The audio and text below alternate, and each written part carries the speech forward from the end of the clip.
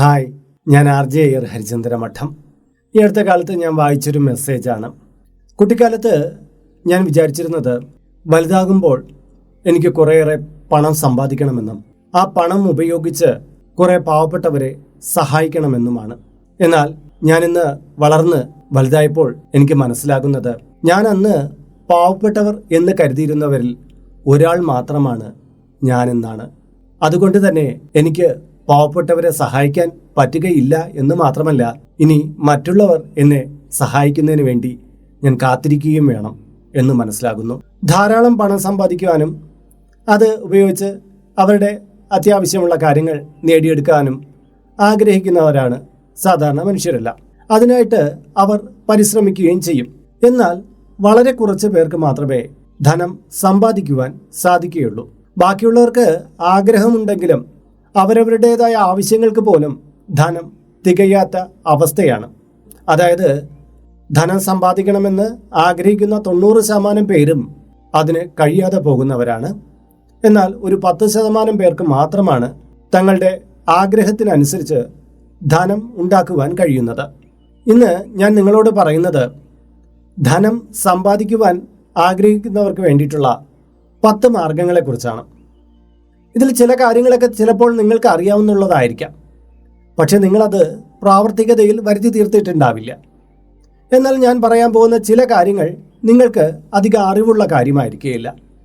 എന്നാൽ ഇന്നു മുതൽ നിങ്ങളുടെ ജീവിതത്തിൽ അത് ഇംപ്ലിമെൻ്റ് ചെയ്തു തുടങ്ങുമ്പോൾ നിങ്ങളിൽ കാതലായിട്ടുള്ള ഒരു മാറ്റം ഉണ്ടായി വരുന്നതുമാണ്.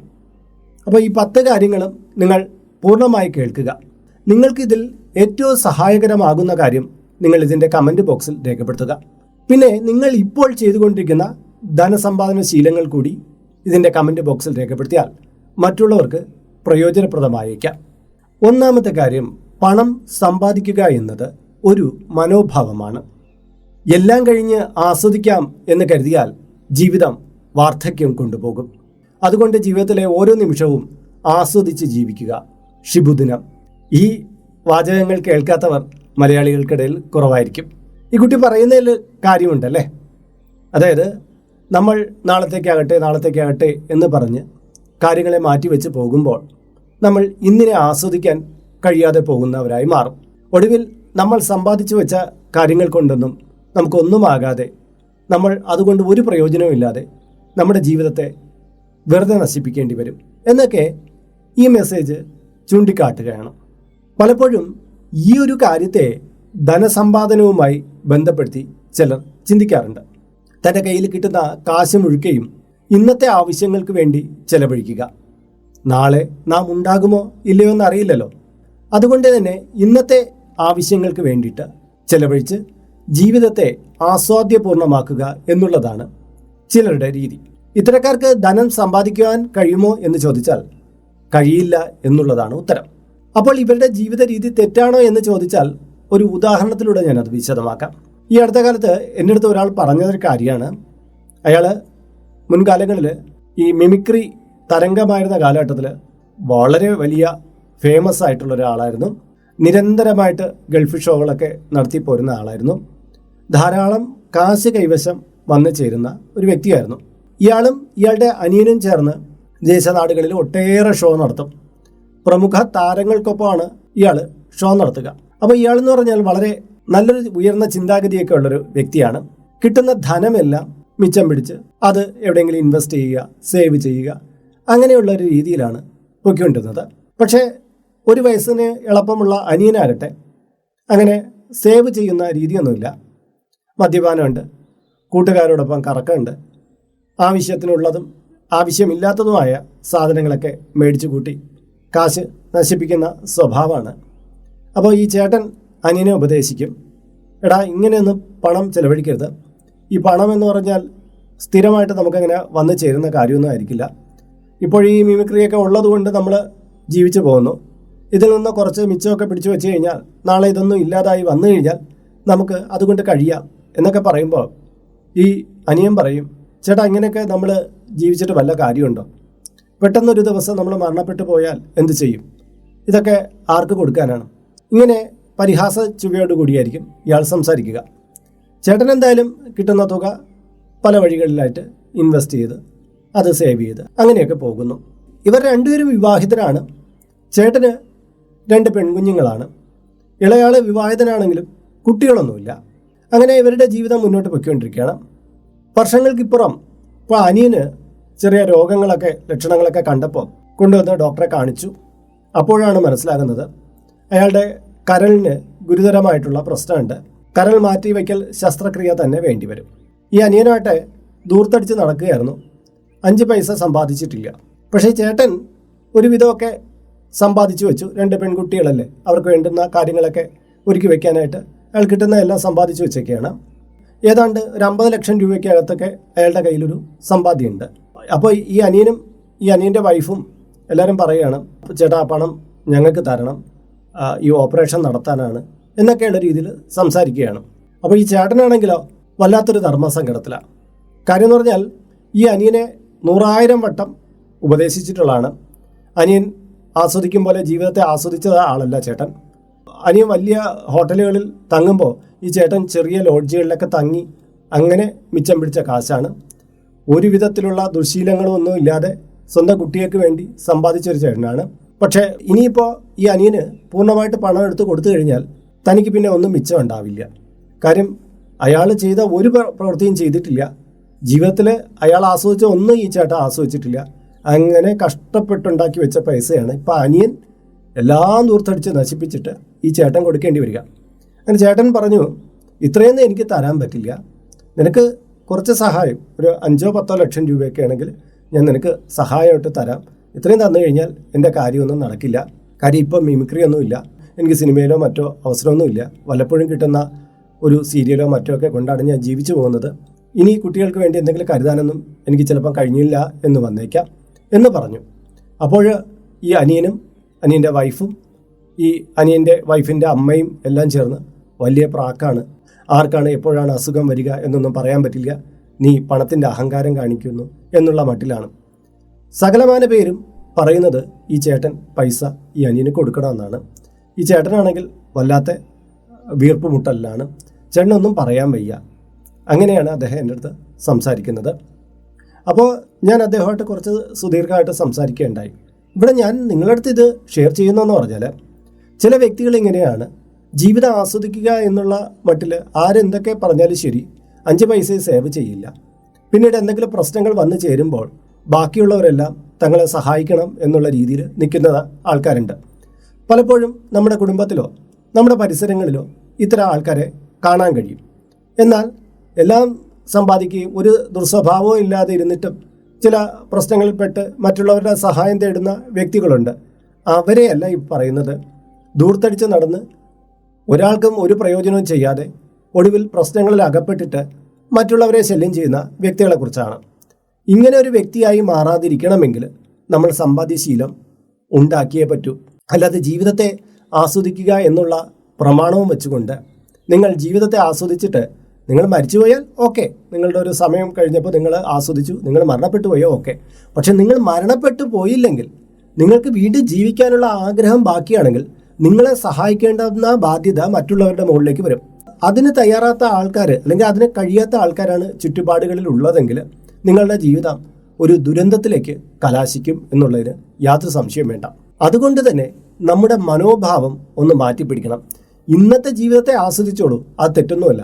പക്ഷെ നാളത്തേക്കുള്ള ഒരു കരുതൽ കൂടി നമ്മൾ ഉണ്ടാക്കി വെക്കണം. ഇല്ലെങ്കിൽ അത് വളരെ പ്രശ്നത്തിലേക്കായിരിക്കും നമ്മെ നയിക്കുക.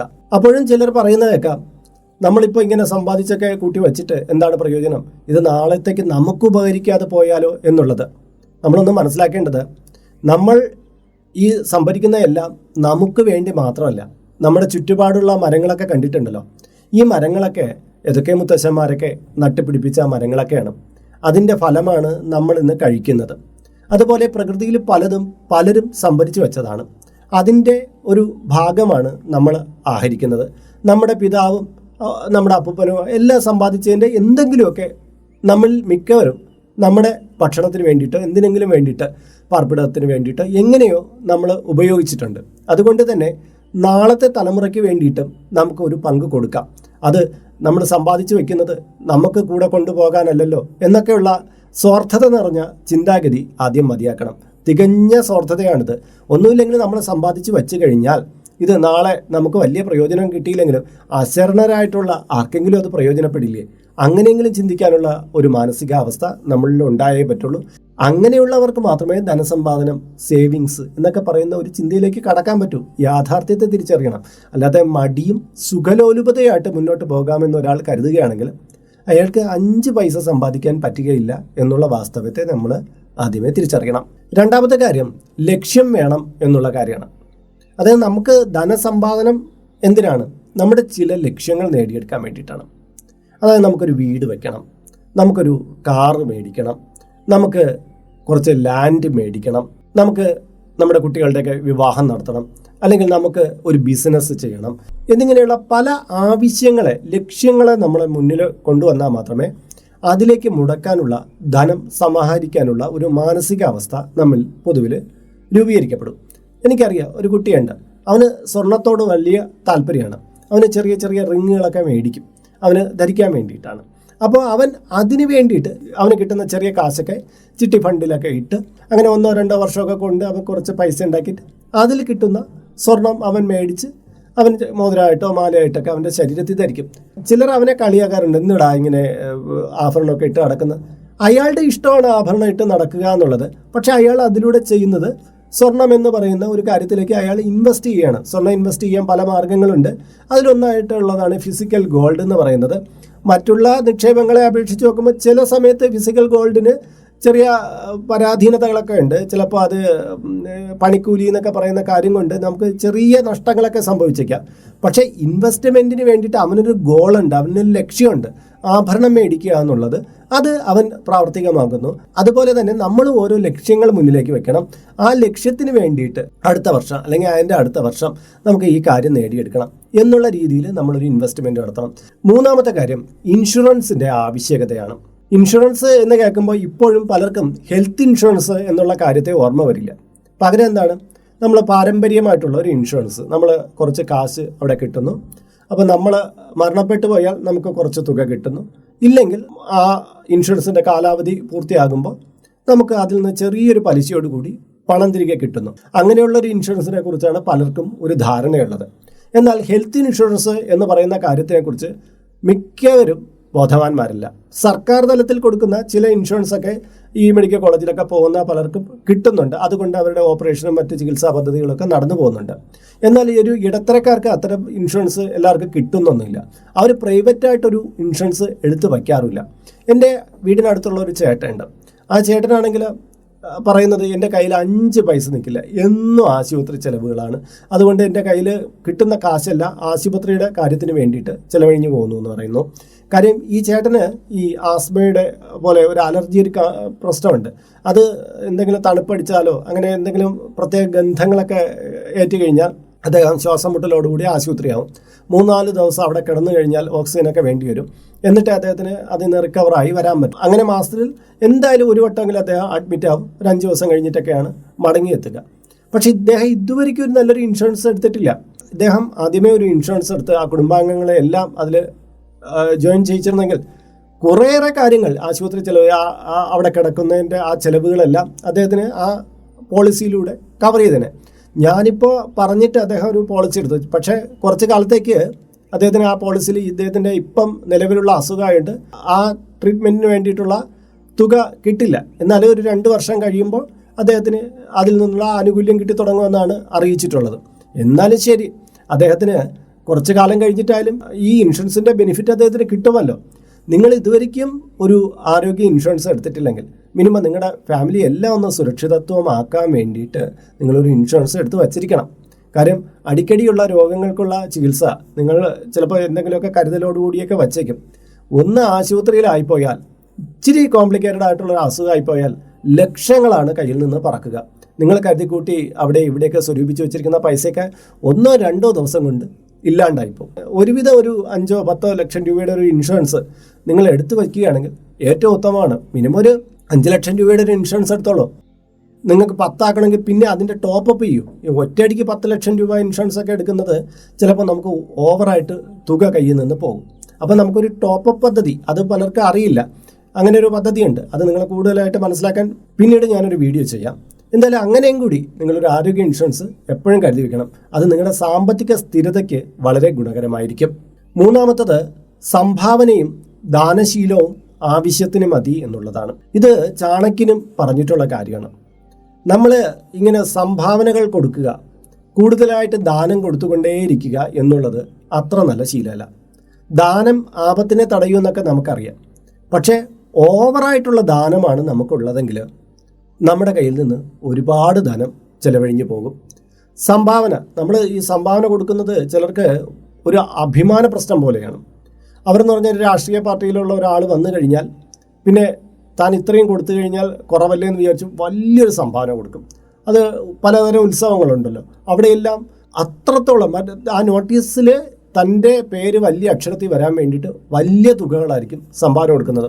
ഉള്ളവർ അങ്ങനെ സംഭാവന കൊടുത്താൽ യാതൊരു കുഴപ്പമില്ല. അവർ അവരുടെ വരുമാനത്തിൻ്റെ ഒരു വിഹിതത്തിൽ നിന്ന് മറ്റുള്ളവർക്ക് വേണ്ടിയിട്ട് കൊടുക്കുന്നു, ഒരു കുഴപ്പമില്ല. പക്ഷെ നിങ്ങളൊരു ഇടത്തരം, നിങ്ങൾ സാമ്പത്തികമായി വളരെ ഞെരുക്കത്തിൽ നിൽക്കുകയാണ്, അങ്ങനെയുള്ളവർ അമിതമായിട്ടുള്ള രീതിയിൽ സംഭാവന കൊടുത്തുകൊണ്ടിരിക്കുന്നു, ആവശ്യത്തിലധികം ദാനം ചെയ്തുകൊണ്ടിരിക്കുന്നു എന്നുള്ളത് നിങ്ങളുടെ മനുഷ്യത്വത്തെ മറ്റുള്ളവർ വാഴ്ത്തുമെങ്കിലും സാമ്പത്തികപരമായിട്ട് നിങ്ങൾ ക്ലേശതയിലേക്കായിരിക്കും പൊയ്ക്കൊണ്ടിരിക്കുന്നത്.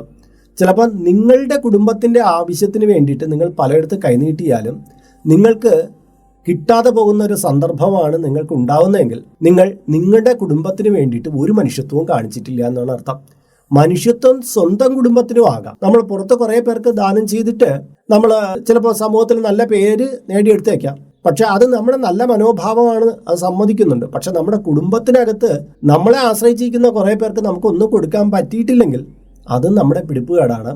അതുകൊണ്ട് തന്നെ പരമാവധി നിങ്ങളുടെ കയ്യിൽ ഒരു വരുമാനം നല്ലതുപോലെ എത്തുന്നവരെ നിങ്ങൾ സംഭാവനയുടെ തോത് കുറയ്ക്കണം, അമിതമായ ദാനങ്ങൾ ഒഴിവാക്കണം. അത്യാവശ്യമുള്ളവരെ സഹായിച്ചോളൂ, കുഴപ്പമില്ല. അതിന് വേണ്ടിയിട്ട് ചെറിയൊരു പങ്ക് നിങ്ങൾ മാറ്റിവെച്ച് അത് മാത്രം ദാനത്തിനും സംഭാവനയ്ക്കും വേണ്ടി മാറ്റിവെച്ചോളൂ. കുറേ ഭാഗം നിങ്ങൾ നിങ്ങളുടെ ആവശ്യത്തിന് വേണ്ടിയിട്ട്, കുറച്ച് ഭാഗം നിങ്ങളുടെ ഇൻവെസ്റ്റ്മെൻറ്റിന്, അങ്ങനെ ബാലൻസ്ഡ് ആയിട്ട് നിങ്ങൾ ചെയ്യണം. എങ്കിൽ മാത്രമേ നിങ്ങൾക്ക് ഒരു ധനസമ്പാദനത്തിലുള്ള കഴിവുണ്ടാവുകയുള്ളൂ. അല്ലെങ്കിൽ എന്നും നിങ്ങൾ സാമ്പത്തികപരമായിട്ട് ഒട്ടേറെ ബുദ്ധിമുട്ടുകളിൽ ആയിരിക്കും. കാര്യം നമ്മൾ സംഭാവന കൊടുക്കാൻ നിൽക്കും തോറും ഇത് സ്വീകരിക്കുന്ന ആളിനെ അറിയാം, ഇയാളുടെ അടുത്ത് വന്ന് ചോദിച്ചു കഴിഞ്ഞാൽ കനപ്പെട്ട ഒരു തുക കിട്ടും. അതുകൊണ്ട് ഈ സംഭാവന ചോദിക്കുന്ന രാഷ്ട്രീയ പാർട്ടിയുടെ ആൾക്കാരാകട്ടെ, ഉത്സവങ്ങളുടെ ആൾക്കാരാകട്ടെ, നിങ്ങളടുത്ത് വന്ന് കഴിഞ്ഞവിടെ നിങ്ങൾ കൊടുത്തതിൻ്റെ ഇരട്ടിയായിരിക്കും ചോദിക്കുന്നത്. ചേട്ടാ, കഴിഞ്ഞതിന് നിങ്ങൾ ഇത്രയും തന്നിട്ടുണ്ട്, ഇത്തവണ കുറച്ചുകൂടി തരണം, ഞങ്ങൾ ഇച്ചിരി കൂടെ വിപുലമായ പരിപാടിയാണ് നടത്താൻ പോകുന്നത് എന്നൊക്കെ പറയും. അപ്പോൾ നമ്മൾ കഴിഞ്ഞതിന് അത്ര കൊടുത്തിരുന്നത് കൊണ്ട് നമുക്ക് കൂടുതലായിട്ട് കൊടുത്തേ പറ്റുള്ളൂ എന്നുള്ള സ്ഥിതിയാണ്. അപ്പം നമ്മൾ അതിനെ അറിഞ്ഞ് തന്നെ നോക്കണം. നിങ്ങൾ ഒരാൾക്ക് മാത്രമല്ല, ഒട്ടനവധി പേർക്ക് നിങ്ങൾക്ക് കൊടുക്കേണ്ടി വരും ഇങ്ങനെ. അപ്പം നിങ്ങളുടെ കയ്യിൽ ഒന്നും ഉണ്ടാവില്ല. വന്ന് ചോദിക്കുന്ന ആൾ വിചാരിക്കുന്നത് എന്താണ്, എൻ്റെ ഒരു ഉത്സവ കമ്മിറ്റിക്ക് വേണ്ടി മാത്രമാണ് ഇയാൾ പണം തരുന്നതെന്ന്. ഇങ്ങനെ 10 100 സ്ഥലങ്ങളിൽ നിന്ന് നിങ്ങളുടെ അടുത്ത് ഇങ്ങനെ പിരിവുമായിട്ട് ആൾക്കാർ വരും. നിങ്ങളെ കൊണ്ട് കഴിയുന്നവർ ചെയ്തോളൂ, അല്ലാത്തവർ ഇതൊക്കെ ഒന്ന് നിയന്ത്രണ വിധേയമാക്കേണ്ടത് അത്യാവശ്യമാണ്.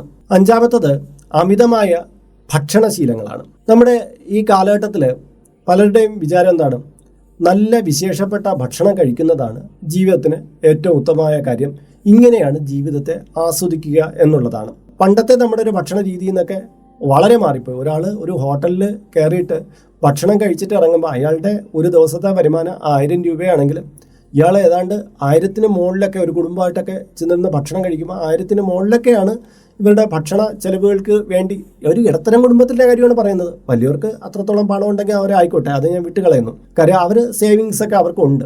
ഒരു ഇടത്തരം കുടുംബക്കാരൻ ചെന്ന് അവൻ്റെ കയ്യിൽ നിൽക്കാത്ത ഒരു തരത്തിലുള്ള ഭക്ഷണക്രമം, അവൻ്റെ കൊതിയെ, അവൻ്റെ ആർത്തിയെ ഇതൊക്കെ മുന്നിൽ നിർത്തിയിട്ട് വല്ല ഫുഡ് ബ്ലോഗേഴ്സോ മറ്റൊക്കെ കാണിച്ച എല്ലാ ഫുഡും ഞാൻ കഴിക്കണം എന്നുള്ള രീതിയിൽ മുന്നിട്ടിറങ്ങുമ്പോൾ ഇത് ജീവിതത്തിന് ആസ്വാദ്യകരമാണെന്നാണ് അവൻ്റെ വിചാരം. അങ്ങനെയൊന്നുമില്ല.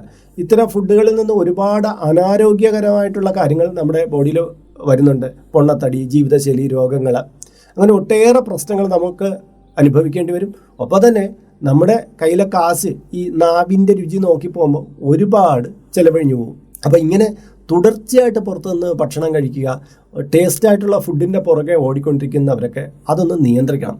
നിങ്ങൾ അത് വല്ലപ്പോഴും നിങ്ങൾക്ക് മാസത്തിൽ ഒരിക്കലോ അങ്ങനെയൊക്കെയുള്ള ഒരു പ്രത്യേക ഒക്കേഷണൽ ടൈമുകളിൽ നിങ്ങൾക്ക് അങ്ങനത്തെ ഫുഡ് കഴിക്കണമെന്നുണ്ടെങ്കിൽ ഒരു കുഴപ്പമില്ല. കുറച്ച് തുക അതിന് വേണ്ടി നിങ്ങൾ കരുതി വയ്ക്കണം, നിങ്ങളുടെ അത്ര ആവശ്യങ്ങൾക്ക് വേണ്ടിയിട്ട്. എന്നിട്ട് അതിനെ ചിലവഴിക്കുന്നതിൽ തെറ്റില്ല. പക്ഷേ നമ്മൾ എവിടെ ഇറങ്ങിയാലും നാവിൻ്റെ രുചികളെ തേടി പൊയ്ക്കൊണ്ടിരിക്കുകയാണെങ്കിൽ നമുക്ക് ധനസമ്പാദന യോഗം ഉണ്ടാവില്ല, നമുക്കതൊന്നും സമ്പാദിക്കാൻ പറ്റില്ല എന്നുള്ളത് മനസ്സിലാക്കേണ്ടതാണ്.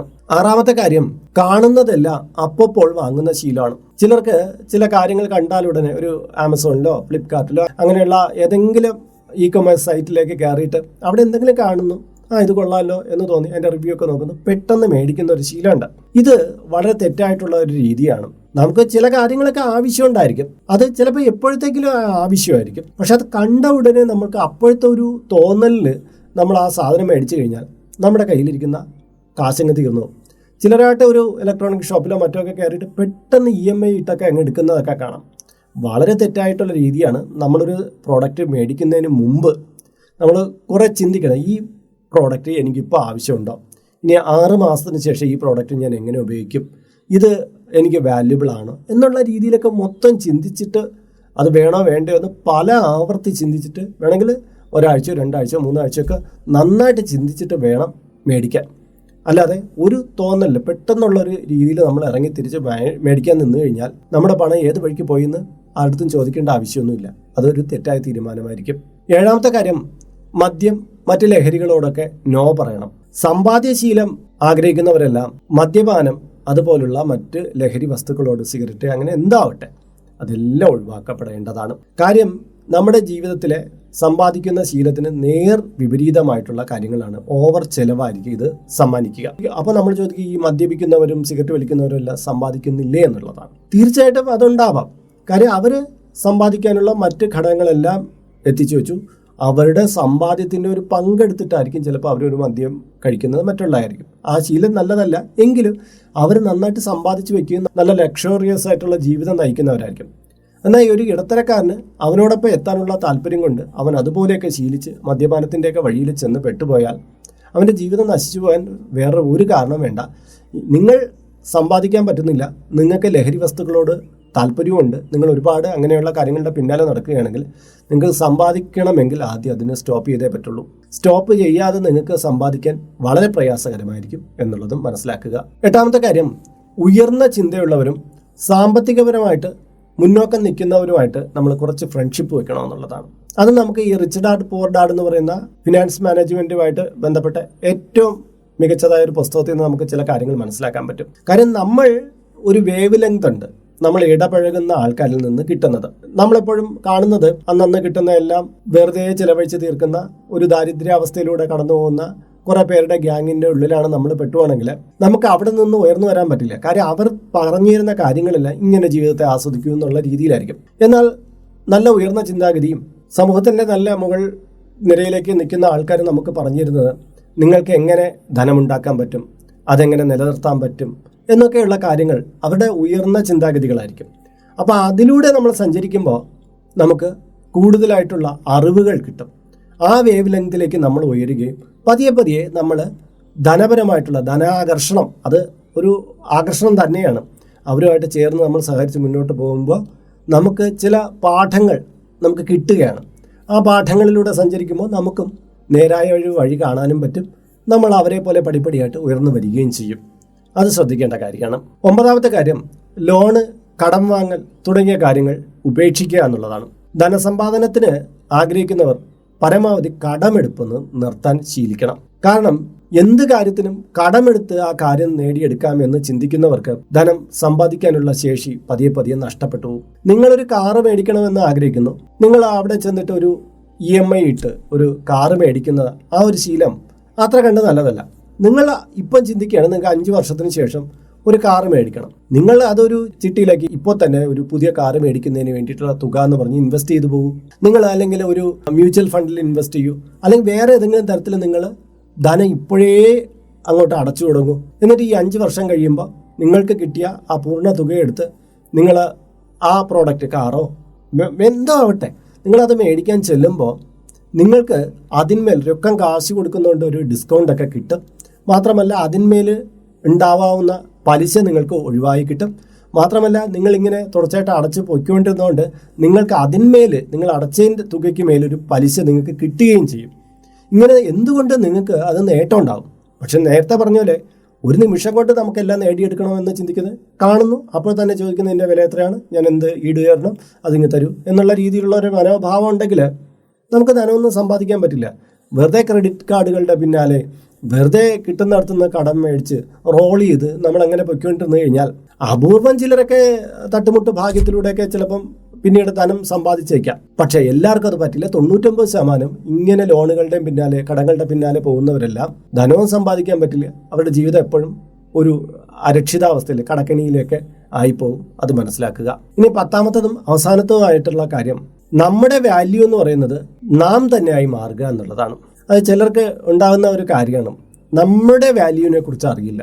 അവർ വിചാരിക്കുന്നത് ഞാൻ സഞ്ചരിക്കുന്ന കാറാണ് എൻ്റെ വാല്യൂ, അതുകൊണ്ട് തന്നെ ഏറ്റവും കൂടിയ കാറിൽ പൈസയൊന്നും കൈ കാണില്ല, അത് പോയി മേടിക്കും. താൻ ജീവിക്കുന്ന വീടാണ് തനിക്ക് വാല്യൂ തരുന്നതെന്ന് പറഞ്ഞ് നാട്ടിലുള്ളതിൽ ഏറ്റവും വലിയ കെട്ടിടം കെട്ടിപ്പൊക്കും.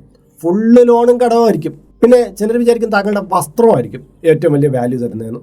അങ്ങനെ വാങ്ങുന്നതെല്ലാം വളരെ കോസ്റ്റ്ലി ആയിട്ടുള്ള ഷർട്ടും പാൻറ്റും അങ്ങനെയുള്ള തുണിത്തരങ്ങളൊക്കെ ആയിരിക്കും. കുട്ടികളെ പഠിക്കാൻ വിടുമ്പോഴും അവരുടെ സ്റ്റാറ്റസ് മെയിൻറ്റെയിൻ ചെയ്യാൻ വേണ്ടിയിട്ട് നാട്ടിലെ ഏറ്റവും വലിയ സ്കൂളിൽ ഏറ്റവും വലിയ തുക കൊടുത്തിട്ടായിരിക്കും അവർ കുട്ടികളെ പഠിക്കാൻ വിടുന്നത്. ഇതിനൊക്കെ ഒരു പോസിറ്റീവായിട്ടുള്ള ഒരു സൈഡ് ഉണ്ടായിരിക്കാം. കാര്യം എന്ന് പറഞ്ഞാൽ കൂടുതലായിട്ട് ഇങ്ങനെ ചെയ്യുമ്പോൾ അതിനനുസരിച്ചൊരു വാല്യൂ അവിടെ കിട്ടിയേക്കാം. പക്ഷേ ഇതിലപ്പുറം നിങ്ങളൊരു സ്റ്റാറ്റസിന് വേണ്ടിയിട്ടാണ് ഇത്തരം കാര്യങ്ങൾ ചെയ്യുന്നതെങ്കിൽ അത് തെറ്റായിട്ടുള്ള രീതിയാവും. കാര്യമൊന്നുമില്ല, നിങ്ങൾ ചിലപ്പോൾ ഇത്രയും കടം മേടിച്ച് മറ്റുള്ളവർ മുന്നിൽ ആളാവാൻ വേണ്ടിയിട്ട് നിങ്ങൾ മേടിച്ച വീട്ടിനകത്ത് നിങ്ങൾക്ക് ഉറങ്ങാൻ പറ്റില്ല, സ്വസ്ഥമായിട്ട് കിടന്ന് ഉറങ്ങാൻ പറ്റില്ല. കാര്യം മൊത്തം കടമല്ലേ. ഈ വലിയ കാറൊക്കെ എടുത്തു, ചിലപ്പോൾ നമ്മുടെ ഒരു അത്യാവശ്യത്തിന് ചെറിയൊരു കാറ് മതിയായിരിക്കും നമുക്ക് എവിടെയെങ്കിലും മഴ നനയാതൊക്കെ പോയിട്ട് വരാം. പക്ഷെ അതിൻ്റെ 3-4 ഇരട്ടിയുള്ള ഈ കാറ് മേടിച്ചപ്പോൾ അതിന് മുന്നിൽ നിന്ന് 2 ഫോട്ടോ ഇട്ട് സ്റ്റാറ്റസൊക്കെ ഇട്ട് കഴിഞ്ഞപ്പോൾ അതോടെ തീർന്നു. പക്ഷേ ഇതിൻ്റെ മാസാമാസമുള്ള EMI ആരടയ്ക്കും?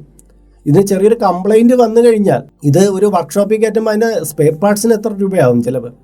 ഇങ്ങനെ ഏതൊരു മേഖലയും അതിൻ്റെ ഉയർന്ന ക്വാളിറ്റിയുള്ള സാധനം എടുക്കുമ്പോൾ അവിടെ നമ്മൾ മുടക്കുന്ന മുതലുണ്ട്. ആ മുടക്ക് മുതൽ നമ്മളെ കൊണ്ട് താങ്ങാൻ പറ്റാത്ത ഒന്നാണെങ്കിൽ, മറ്റുള്ളവരെ കാണിക്കാൻ വേണ്ടിയിട്ടാണ് നമ്മൾ ജീവിക്കാൻ നിൽക്കുന്നതെങ്കിൽ, നമ്മുടെ വാല്യൂ കൊണ്ടല്ല നമ്മൾ ജീവിക്കാൻ നിൽക്കുന്നതെങ്കിൽ തീർച്ചയായിട്ടും നമ്മളത് നമ്മുടെ ധനസമ്പാദന യോഗവും കാണില്ല, നമ്മൾ സാമ്പത്തികപരമായിട്ട് കീഴ്പോട്ട് വരാനുള്ള സാധ്യത കൂടുതലാണ്. ഇനി ചില എതിർവാദങ്ങളൊക്കെ ഉണ്ടാവും. നമ്മൾ വലിയ കാര്യങ്ങളിലേക്ക് ആശിച്ചാൽ മാത്രമേ നമുക്ക് വലിയ തോതിൽ കിട്ടുള്ളൂ എന്നൊക്കെയുള്ള ചില മനോഭാവങ്ങൾ നമ്മൾ നേരത്തെ റിച്ച് ഡാഡ് പുവർ ഡാഡിൽ പറഞ്ഞതല്ല ചില കാര്യങ്ങളെ ഇവിടെ പിടിച്ചു വയ്ക്കും. പക്ഷെ ഞാനിവിടെ പറയുന്നത് നമ്മുടെ വാല്യൂവിനെയാണ് കൂട്ടുന്നത്. ഞാനിപ്പോൾ ഏത് ഡ്രസ്സ് ഇട്ടാലും, ഞാൻ ഏത് കാറിൽ ചെന്നിറങ്ങിയാലും എനിക്ക് സമൂഹത്തിൽ ഒരേ പരിഗണന കിട്ടുകയാണെങ്കിൽ, ഞാനെന്ന് പറയുന്ന വ്യക്തിയെ മറ്റുള്ള ആദരവോടുകൂടി എന്നെ വാല്യൂയോടുകൂടി നോക്കുന്ന തരത്തിലുള്ള എൻ്റെ മൂല്യത്തെ ഉയർത്തുകയാണ് വേണ്ടത്. ഞാൻ നല്ലൊരു കാറിലല്ല ചെന്നിറങ്ങുമ്പോൾ എന്നെ പുച്ഛത്തോടെ നോക്കുന്നു, ഞാൻ നല്ലൊരു ഡ്രസ്സ് ഇട്ടില്ലെങ്കിൽ എന്നെ അവർ അവജ്ഞയോടെ കാണുന്നു എന്നൊക്കെയുള്ള രീതിയിൽ നമ്മൾ നമ്മുടെ മൂല്യത്തെ ഉയർത്താതെ നമ്മൾ വസ്തുക്കളിലേക്കാണ് നമ്മുടെ മൂല്യത്തെ നിക്ഷേപിക്കുന്നതെങ്കിൽ ഒരു തരത്തിൽ പറഞ്ഞാൽ നമ്മൾ പരാജയപ്പെട്ടവരാണ്. നമ്മളൊന്ന് ചിന്തിക്കണം. ഒരു വലിയ ബിസിനസ് എക്സിക്യൂട്ടീവിന് ചിലപ്പോൾ അയാളുടെ ക്ലയൻസിനെയൊക്കെ ആകർഷിപ്പിക്കാൻ വേണ്ടിയിട്ട് ഉയർന്ന ക്ലാസ്സിൽ സഞ്ചരിക്കേണ്ടി വരും, വലിയ കാറൊക്കെ മേടിക്കേണ്ടി വരും, അയാൾ വലിയ ഹോട്ടലിലൊക്കെ പോവേണ്ടി വരും. പക്ഷെ എല്ലാവർക്കും അതിൻ്റെ ആവശ്യമൊന്നുമില്ല. സാധാരണ ഒരു അധ്യാപകനായിരിക്കുന്ന അയാളുടെ വിദ്യാർത്ഥികളെ കാണിക്കാൻ വേണ്ടിയിട്ട് ഏറ്റവും ഉയർന്ന കാറൊന്നും കൊണ്ടു നടക്കേണ്ട യാതൊരു ആവശ്യമില്ല. അയാൾക്ക് താല്പര്യമുണ്ട്, അയാളുടെ കയ്യിൽ കാശുണ്ടെങ്കിൽ അയാൾ ചെയ്തോട്ടെ. പക്ഷെ നമ്മളിവിടെ ധനസമ്പാദനം എങ്ങനെ വേണമെന്നുള്ള കാര്യത്തിലാണ് പറയുന്നത്. ഇതൊക്കെ എടുത്ത് മുടിഞ്ഞ EMI അടച്ച് മാസാമാസം കിട്ടുന്ന തുകയിൽ ഒന്നും ഇല്ല, നീക്കിയിരിപ്പില്ല, ഫുള്ള് കടമായിട്ട് മാറുന്ന ആൾക്കാർ ഒരുപാടുണ്ട്. അതുകൊണ്ടാണ് ഞാൻ ഇത് ഇവിടെ പറയുന്നത്. അപ്പോൾ ഞാനിന്ന് ഇവിടെ പറഞ്ഞ 10 കാര്യങ്ങളിൽ ധനം സമ്പാദിക്കാൻ ആഗ്രഹിക്കുന്ന വ്യക്തികളാണെങ്കിൽ ഇതിൽ 10 കാര്യങ്ങൾ ഈ 10 കാര്യങ്ങളിൽ നിങ്ങളെ കൊണ്ട് കഴിയുന്ന എല്ലാ കാര്യങ്ങളും നിങ്ങൾ സ്വീകരിക്കണം. നമ്മുടെ മനോഭാവത്തിൽ ചെറിയ മാറ്റങ്ങളൊക്കെ വരുത്തണം. അതല്ല ഞാൻ ഈ മനോഭാവങ്ങളെല്ലാം വെച്ച് പുലർത്തുകയും എനിക്ക് ധനം കൂടുതലായിട്ട് വേണം എന്ന് നിങ്ങൾ ചിന്തിക്കുകയാണെങ്കിൽ ഞാൻ പറഞ്ഞോട്ടെ, 90% നിങ്ങൾ പരാജയപ്പെട്ടു പോകാനാണ് സാധ്യത. ഒരു 10% ലക്ക് എവിടെയുണ്ട്. അത് വെച്ച് നിങ്ങൾ ആരെങ്കിലും രക്ഷപ്പെട്ടു വന്നാൽ രക്ഷപ്പെട്ടോട്ടെ എന്നേ ഇതിൽ പറയാനുള്ളൂ. പക്ഷേ നിങ്ങൾ പ്രോപ്പറായിട്ട് നിങ്ങൾക്കൊരു ലക്ഷ്യബോധമുണ്ട്, നിങ്ങൾക്ക് വിജയിക്കാൻ താല്പര്യമുണ്ട്, നിങ്ങളുടെ കയ്യിൽ കാശ് ആവശ്യത്തിന് വേണം എന്നുണ്ടെങ്കിൽ നിങ്ങൾ ഈ മാർഗങ്ങളെ ഒന്ന് സ്വീകരിക്കുന്നത് എത്രയും നല്ലതായിരിക്കും. അപ്പോൾ ഇന്നത്തെ വീഡിയോ ഇവിടെ പൂർണ്ണമാവുകയാണ്. ഇതുമായി ബന്ധപ്പെട്ട നിങ്ങളുടെ അഭിപ്രായങ്ങൾ, നിർദ്ദേശങ്ങൾ ഇതിൻ്റെ കീഴെ കമൻറ്റ് ബോക്സിൽ രേഖപ്പെടുത്തുക. അപ്പോൾ മറ്റൊരു വീഡിയോയിൽ വീണ്ടും കണ്ടുമുട്ടും വരെ ബൈ.